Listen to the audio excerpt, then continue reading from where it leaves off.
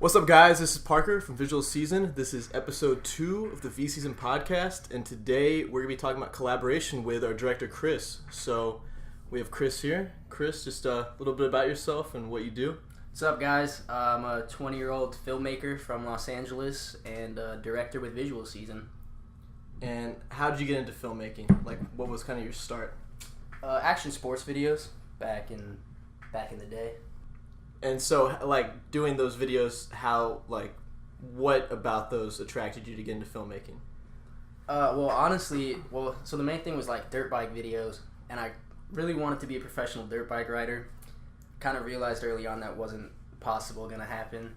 So I started making videos about it, and then really kind of had fun with that and took off with it from there.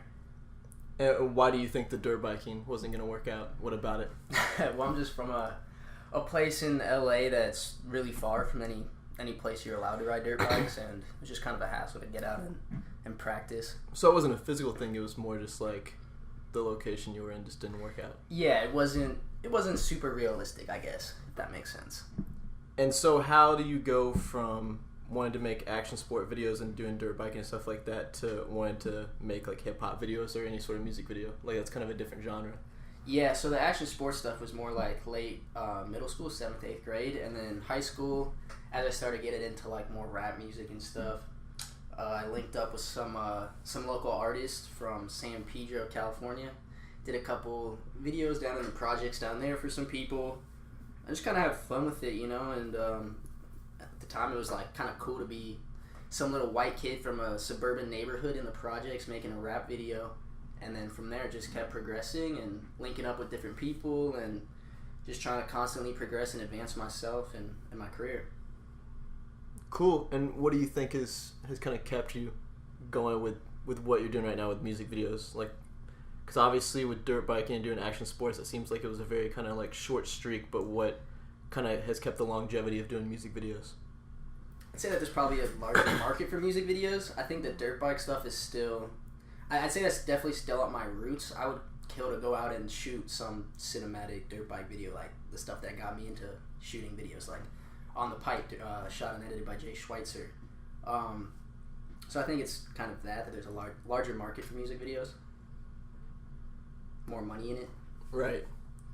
Because when we first met, I didn't even know the dirt biking thing. I just thought you did music videos the entire time. I didn't really have like this preconceived idea that you did like action sports, because you didn't seem like the kid at all. Because when I first met you, you had like a Bape hoodie and like you just look like this hood kid that the last thing I'd imagined that you were filming dirt bike or even on a dirt bike doing stuff like that. Yeah, people change. And so I moved here a year and a half ago, and so you want to run through kind of how this little thing happened, like how we just kind of connected. Because I know you DM me. What I guess, one, how did you find my work, and then two, like what made you want to like come out and like help out and do stuff like that? Well, okay, so originally I think it was I think Azay Productions retweeted a picture of a red Scarlet you had just purchased. You guys were offering a music video deal. Azay, yeah, like the Christmas special. Yes, the that. Trap special. And I saw that on my timeline on Twitter, and I was like, oh, that's cool, Who's this other little white kid that, is doing video stuff? So I started stalking your stuff, and I think I saw some travel video about Cabo. And I thought that was really cool because, I've been doing similar type things, like when I went on road trips with my parents or, my family, whatever it was, just like to shoot random stuff and make a little video about it. So then I saw your video about Cabo, and I was like super impressed by it, better than anything I had made at the time. And I was all like, that's crazy. There's some other kid my age that likes making video stuff, the same type of stuff I do, and he's obviously killing it, like, what's up? So I just hit you up. Now here we are. Right. Yeah. Year and a half later. Crazy. Well, yeah. Because we linked up last March, so yeah, that's like a year and some change. And I remember the first shoot we worked on, that was just like a train wreck. I felt really, not embarrassed, but it was like, I asked Chris to come help out on a music video, and the idea behind the video was kind of cool, and I thought it'd be awesome to kind of get some behind the scenes on, but it just kind of fell apart really fast, and so that was it's funny how the first time we work, it's just a train wreck of a shoot, but I think I'm just surprised how everything has kind of come into full circle. But I know you kind of, I think everyone does this kind of when they first start out. You're kind of like a one-man army, and you do everything yourself. Honestly, I don't really remember what my mindset was in terms of that. I definitely know that going back to being 15 years old in high school, I was emailing people before I even had quality work to show them about doing work. And I was emailing Chief Keys Management. I was emailing all these people that I wanted to work with, just sending them, the whatever rap videos I had done at the time, trying to work with them. Eventually, I ended up working and linking up with Nick Brzezinski and doing a lot of stuff with him, helping him out on sets, doing stuff like that. That's probably about 4 years ago, something like that. And so I think at that point I was kind of like, and I realized it was a good thing to be able to know other people and work with other people. I always kind of learned that was going to help advance you. And was there like a light bulb that went off where you were like, oh, I actually like working with other people more than myself? Or it was probably an easier process too, having some extra hands helping out as well? I'd say the more and more bigger sets I started to get on, and the more things that were happening, and the more I learned about the actual film industry and not just doing rap videos, I definitely learned, why there's so many names on the credits of a movie. Is because everybody has a role that, they do to all come together and create the movie. I definitely, everyone kind of specializes in their own little fields sometimes, and even just to have, a helping hand, just another pair of eyes on set sometimes, look at a shot, whatever it may be, super helpful. And I think doing that always allows for a better product. Well, I think it's funny too, like when I first started out, it was just me shooting everything, and I'd see these credits in like the movies you're talking about, and I would see all these different roles, and I was like, why do they need like 3 directors? And then we do a shoot where we have like 3 directors, and you're like, oh, that's why. Yeah, exactly. Because it's just interesting how you really think you know a lot about like film or just like how it works, but then you don't until you realize just how many roles can be played and like how big of a team you can possibly have. Because like a year ago, or even maybe more than that, like a year and a half ago, like the idea of having like a PA or like having someone help out on set, like that didn't really cross my mind all the time. But like now I feel like every time we do a shoot, it's like that's a given. Like of course we're gonna have a PA, of course we're gonna have like behind the scenes photographer, of course we're gonna have a gaffer. It's like it's weird how like a year ago you just think, okay, I just need like someone to help out and help carry gear. Definitely. Now it's like, no, we actually need like 3 people to like secure all these roles and make this happen. Definitely. And I think also me playing some of those other roles helped me to realize that collaboration was key. Like when I would be helping out people on set, just, carrying tripods and carrying bags for people, I kind of realized that even just doing that, together we were still accomplishing more. Right. That's true. I think, I don't know, I just think it's really interesting how you really have no idea until like you actually kind of take the load off and like just focus on one role, whether that's directing, shooting, editing, and then someone else like takes over one of the 7 jobs you've been doing by yourself. Definitely. And you realize how important it is to have like a team behind you, not only for the ease of everything, but you have another mind on set as well to either give some sort of constructive criticism or to kind of have just like another creative mind to help out with everything. Exactly. And I think too, like when you have someone else, I remember I was working on a TV pilot, and it was a lot different. It was, I think, my first time on something kind of on a bigger budget production that really wasn't a music video, and seeing the way that it's different in terms of the director is really not focused as much on camera movement or shot versus the actual actors' emotions and what's going on with them. I was like, that's something I didn't think about, but I probably should have a while ago, because that's obviously a key part when I'm shooting a music video. For the most part, as a director, I'm looking at that. But to see something where, there's dialogue going on and that's kind of her main focus as the director, it's totally different. It was totally cool to see. And do you like, with you directing a lot of the stuff that we do, or everything that we do, you started out as like a shooter, so what kind of gravitated you more towards 1B, kind of like off the camera, more kind of focused on like the conceptual side?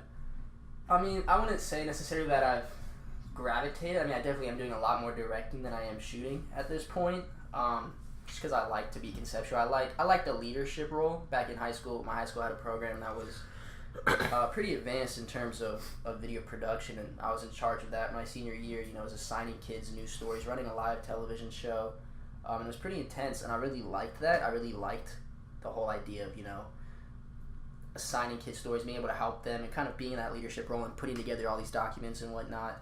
And so now I kind of like doing that, you know, with visual season, being able to put together treatments, sending stuff out to clients, booking locations, dealing on that side of stuff. It's kind of fun for me at times, but at the same time, I also still love to be physically behind the camera. Like you'll see on shoots, I'm always like, hey, give me the camera for a second, I want to pop off a shot. Right. Because there's certain things that are just so specific in my head sometimes that it's like I can't put it into words for the, you know, to help like my DP understand or whatever it may be. I remember watching that video we saw with Ryan Booth, and he was saying the hardest part about him directing is like he always wants to kind of grab that camera from the DP and like you just can't even, sometimes you can't even explain like what you want them to do. You just have to like grab it yourself and just take it off. Exactly. But it's also nice to have, you know, a DP that you trust where, you know, you can kind of tell them to, you know, get the shot. You maybe do that slow push in, but then afterwards to just float around and get coverage, and you know that whatever they do at that point is going to come out fire. I think something like that's also super. It's like a trust important. thing, and I think it's another important part about collaboration is like not only finding people that are good, but like that you can trust, because you guys may have different shooting styles, you may have, you know, different aesthetics, but so that's like kind of the key thing is that you guys are both on the same page of what you're kind of going after for the end result. Exactly. So right now you're doing a lot of directing, like you said before you started out like in motocross and doing like extreme sports. Where do you see yourself in like 5 years in terms of like the content that you're making? Are you going to switch to something else, or what do you want to do? Honestly, I'd say that's a tough question, only because the more I keep doing stuff with film, the more opportunities there are, I realize. Like, it's forever growing and expanding, so it's really hard to kind of pinpoint and be like, in 5 years I want to be doing that. There's definitely, you know, things I think would be cool. I think I would love to work on a feature, do stuff like that. You know, do you have like a film bucket list of anything that you want to cross off? Because I really don't have that. I just want to. Yeah. All I know is I want to keep kind of elevating as a creative and still being able to support myself, but like on a larger scale, kind of each year. Yeah. But I know some people have like, oh, I want to win this, or I want to do this. No, I don't have a checklist or nothing that I need to accomplish. It'd be cool to, you know, win some award, do whatever, you know, something like that happens along the way, great. But I think ultimately, at the end of the day, deep down, I'm doing it all for myself because I love to do it. Right. But I mean, there is no kind of. I mean, you said you want to work on a feature. I mean, is there any? Yeah, it'd be cool to work on a feature. What about that? What about that speaks to you that you know you want to do that? Just because it's, you know, there's so much different stuff going on. So many different departments interacting, and so many different moving pieces coming together to make one thing. Stuff like that to me is super cool. And I think, you know, as much as I love doing music videos and stuff like that, and short films, conceptual shorts, whatever it may be, you know, I'm working on my first screenplay right now, and I'm really kind of drawn right now to doing a lot more stuff with dialogue and acting and emotion and stuff like that. Yeah, it's funny you brought up the screenplay. Chris picked me up from the airport yesterday, and he's been telling me for about 2 months he's been working on a film, but it turns out he just opened up a doc and said film, and like that was the film he was working on. It was just a blank page. And he said he just woke up like 2 nights ago, or like three nights ago. I was laying in bed, and then it just hit me. So I started typing. And he just bangs out a 11-page script in 24 hours, which is pretty rad. But shout out coffee. But no, I think that's awesome. I think it's important to kind of change what you're doing as well, and not kind of stay in the same thing. That's how I kind of felt, because I think we kind of started off in the same, not like path, but like kind of the same realm of doing like action sports, but then kind of seeing like it not being something that you can really grow into unless you're like at the top doing like, because I was doing skate videos, so if you're not doing like videos for like major skate brands, doing like the Red Bull Media House, yeah. I mean, if you're not doing, you know, like back in like 09, I don't know what, oh wow, I'm gonna mess up these dates, but like back in, you know, the late 2000s, I mean, you had like Fully Flared and like all these different huge skate films that were like huge budgets, and if like you weren't doing that, like you really weren't making a decent living. So it was like you kind of had to be at the top. There's like no middle ground. You're either at the starting line or you were like at the top. There was no like getting by kind of as you're growing. Like you kind of had to make those connections pretty quick in order to kind of make everything work. I think that's what's cool about music videos is like there is that middle ground versus like 15 years ago there wasn't. Like you were either making big budget music videos or you weren't. I have mixed feelings on that, just because I feel like personally I feel like the market is so especially when it comes to equipment and stuff, is so consumer based now that so many people are seeing video or photo as a lifestyle and not really doing it for the art, but really kind of doing it more for, there's tons of kids out there super talented, super on their stuff, but I still see more and more, it seems like, people who are just, BSing it because they have access to an A7S and a Ronin and a local rapper.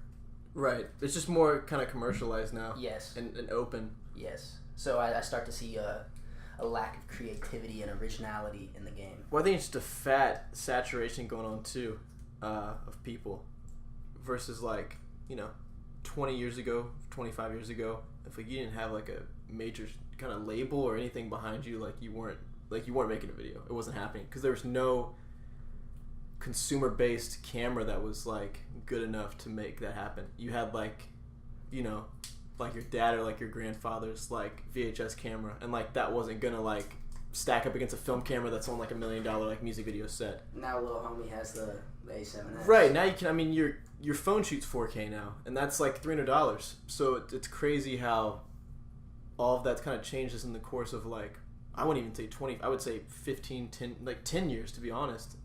Because, what was that? 10 years ago was 2007. No one... people were still shooting on, handy cams, Yeah. A Sony handy cam. Then, the specs on that was, 720p. Full HD.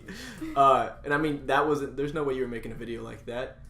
I remember back in... It was, 09. Right before the 5D came out, a lot of people had these, adapters that they'd put on their not VHS cameras, but, their 3-chip cameras. And it was they called this Ledis 35 adapter, and they would literally take cinema glass and put it in front of the actual lens of the camera, and that's how people got by. I know one of Mac Miller's first music videos with his director Rex Arrow. That's what they did. They used it was a Sony EX1, and they used this Ledis 35 adapter and put Canon glass on it, and that was kind of the first way you could get a cinematic look without spending a ton of money. Yeah. That camera was still $5,000, so it still wasn't obtainable unless you had a decent amount of money to put towards camera gear. Yeah.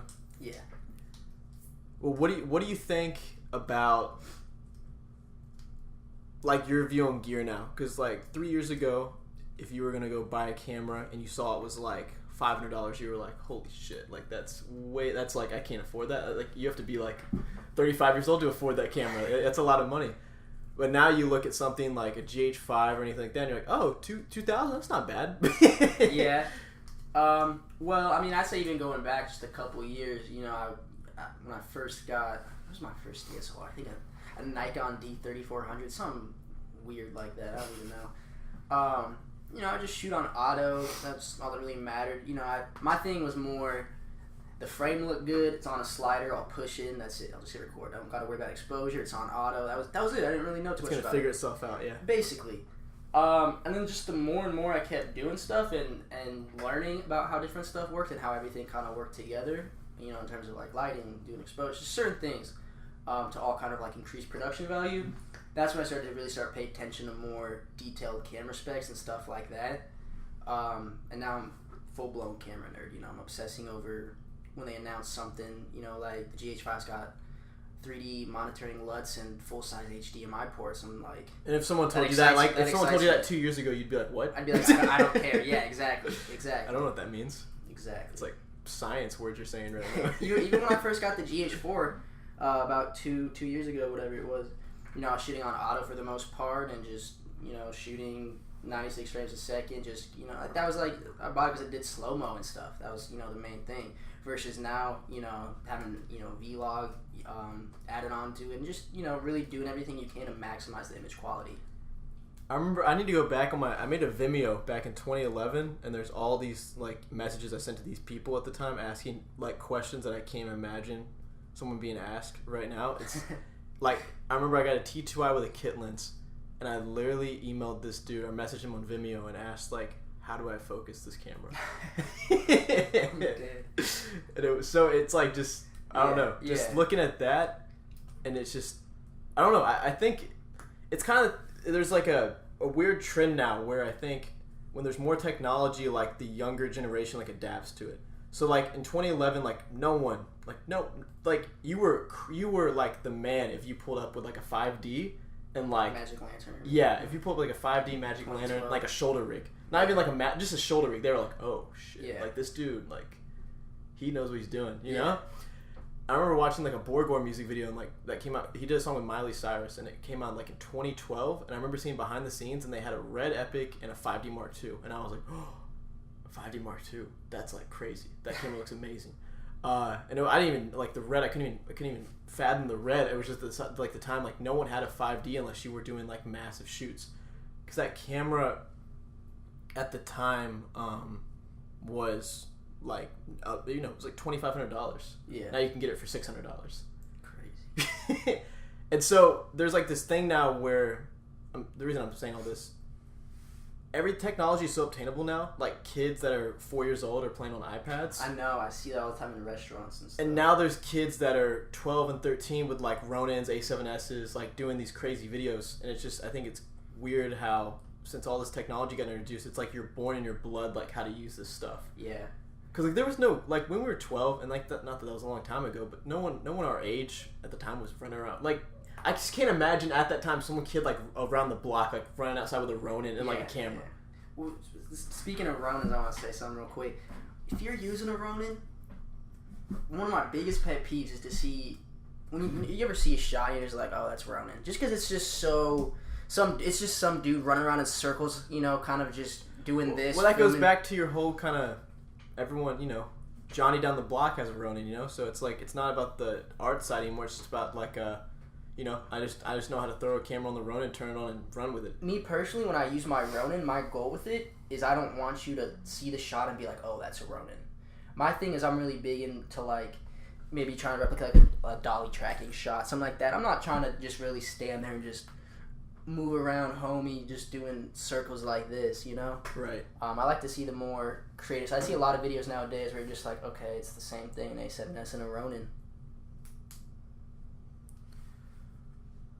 Yeah, I don't know. It just goes back to, everyone has this kind of technology now. Like my grandparents know what a drone is. I remember 3 years ago, it was like 2.5 years ago, our buddy Hunter, I remember when I first linked up with him, he had a drone. I was like, what's a drone? And this was back when they had you had to put a GoPro on it. There was like two different parts to it. You had the actual drone that had the gimbal, but then you had to also buy a GoPro Hero 3 and put that inside of it as well. I remember that, yeah. And so it wasn't just about turning it on and flying it. Like you had to turn on the GoPro, turn on the drone. You had to make sure the GoPro had the right settings. Like it wasn't, there was no auto land. It was like you had to take it off and you had to land it. That was it. Yeah. And so I just think, I don't know. I just think you just take, it's 2 years ago. And now like everyone knows what a drone is. And like there's like people's grandparents have a drone, And I don't know. I think it's just interesting where technology is going in that direction. Definitely. Oh, that's loud. Okay. But yeah, cool. Well, I think we're gonna wrap up right now. But Chris, appreciate you coming 5 feet from your office to podcast. Appreciate you guys having me. Of course, So me and Chris live together, so this was a pretty easy kind of collaboration to lock in. Just had to kind of tap him on the shoulder and tell him to do this, but slid in Parker's Twitter DMs a year ago. Now we live together. Yeah, weird how the world works. I know, it's crazy. But yeah, thanks again. I think there was a lot of love from the first podcast, and definitely going to make this a weekly thing. The big thing is I'm just trying to figure out kind of what guest to bring on. I think I might want to make me and Chris like the main thing, and then add like a third person. I think that'd be cool. Just have a little conversation going each time, but we shall see. I had fun. Let me know. I had a lot of fun today. Amazing. All right. Well, thanks everyone for listening. Let me know in the comments or DMs or anything if you have any ideas or some sort of like idea of what you want to hear next or who you want to ramble for 30 minutes. But other than that, appreciate you guys listening. We'll see you guys later.